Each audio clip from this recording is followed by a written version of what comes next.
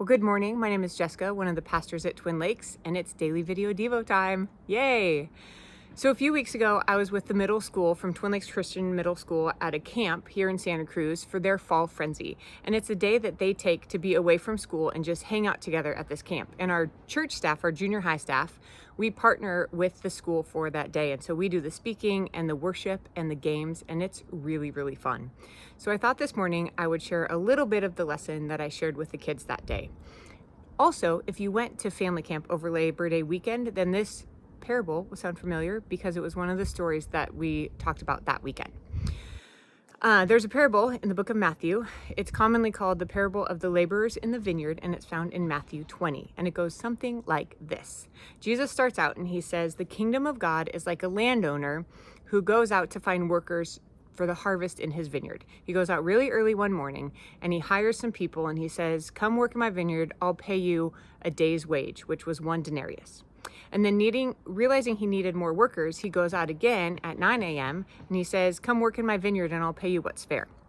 And he actually goes out 3 more times. He goes out at noon, 3 and 5 p.m. to get more workers, and he just says, come work in my vineyard. And then when it comes time to pay them, he starts paying them with those who were hired last, those who had worked maybe an hour, right? And they all line up and they get paid from those who were hired last to those who were hired first. And he starts paying them. He pays each person 1 denarius, a day's wage. No matter how many hours they worked, he goes down the line, everyone gets paid the same thing. And as you can imagine, those who were hired earlier are like, that's not fair. We worked so hard. We worked more. We should get paid more. But what they said wasn't, that's not fair. We should get paid more. What they said was, you have made them equal to us. And the landowner responds and he says, I'm not being unfair to you. Friend, didn't you agree to work for a denarius? Take your pay and go. I want to give to those who were hired last the same as I gave to you. Don't I have the right to do with my money what I want? Or are you envious because I am generous?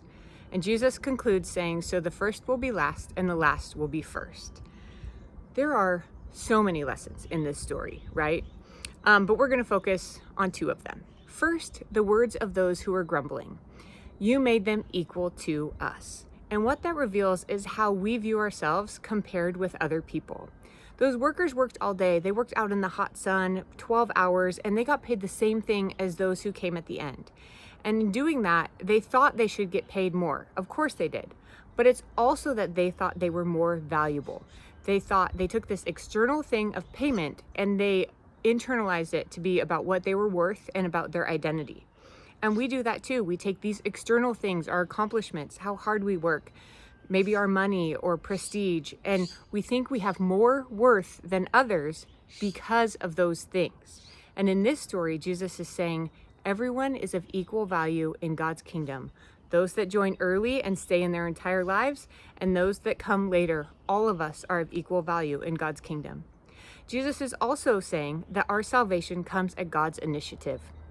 It's the landowner that goes out every time to find the workers for his vineyard. The workers don't seek out the landowner. They don't know where the vineyard is. He has to go get them. And that reminds me, I cannot work hard enough or be good enough to save myself. I need Jesus.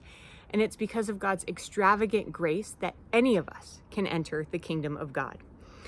I have a tendency to want God to be really gracious with me. I'm like, yes, we worship this God who has treated us with extravagant grace, and I want that grace, but I'm not always as happy when others get that same extravagant grace, right? Like, I want others to face the consequences of their actions, but I want the grace. And so this parable, it reminds me when I'm tempted to cry out, it's not fair because others got more, I need to shift my focus and realize how much God has been gracious with me. I hope today I remind you that God has been extravagantly gracious with you, and I hope you have a great day.